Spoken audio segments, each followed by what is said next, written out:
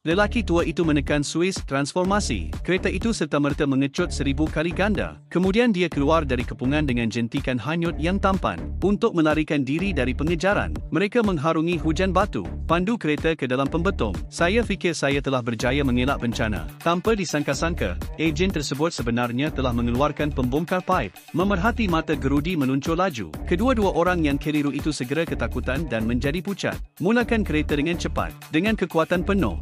Dalam ruang yang sempit, mereka melalui pipe demi pipe. Tetapi walaupun saya memijak tangki minyak, saya tidak dapat menghilangkan gerudi berputar berkelajuan tinggi di belakang saya. Pada masa ini, lelaki itu berasa ngeri apabila mengetahui perkara itu. Ada jalan buntu di hadapan. Menghadapi pengejaran panas mata gerudi, lelaki tua itu tiada pilihan selain menekan suis ubah bentuk, kecutkan kereta 100 kali lagi, kemudian hanyut di sekitar sudut, memandu ke dalam pipe berdekatan. Mata gerudi yang tidak dapat dielakkan telah dipintal di tempat kejadian. Kemudian mereka mengikut arah cahaya untuk mencari jalan keluar. Akibatnya, saya secara tidak sengaja terjatuh ke dalam laut, sehingga kereta itu muncul. Barulah dua orang yang keliru itu menyedarinya. Mereka sebenarnya memandu ke tandas orang lain di sepanjang pipe. Ketika ini, tempat duduk tandas tiba-tiba dibuka. Sejurus selepas itu, lelaki gemuk itu mengangkat kepalanya dan mengangkat tanah yang sedia untuk bergerak. Nak keluarkan kuasa purba dalam badan. Dalam masa krisis lakukan sekarang, kereta kecil menjadi lebih besar serta-merta.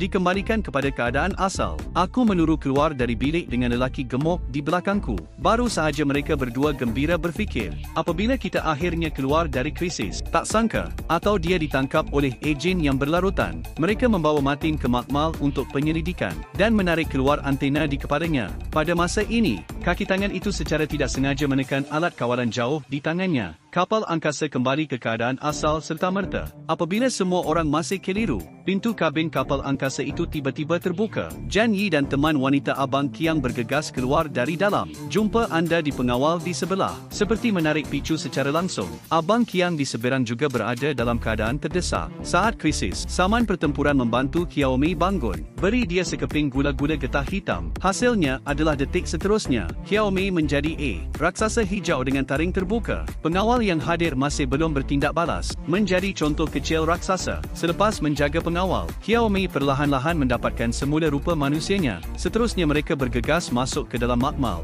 Pakai saman itu pada Martin. Aku melihat sut itu pantas menutup seluruh badan Martin. Selepas digabungkan, Martin yang koma berjaya sedarkan diri. Beberapa orang terakhir melarikan diri ke sini dengan tergesa-gesa. Memandangkan masih ada 5 minit lagi sebelum kapal angkasa itu meletup, Martin cepat-cepat menekan alat kawalan jauh. Sebaik sahaja kita melepaskan kapal angkasa, kita perlu pergi. Tetapi kemudian doktor datang untuk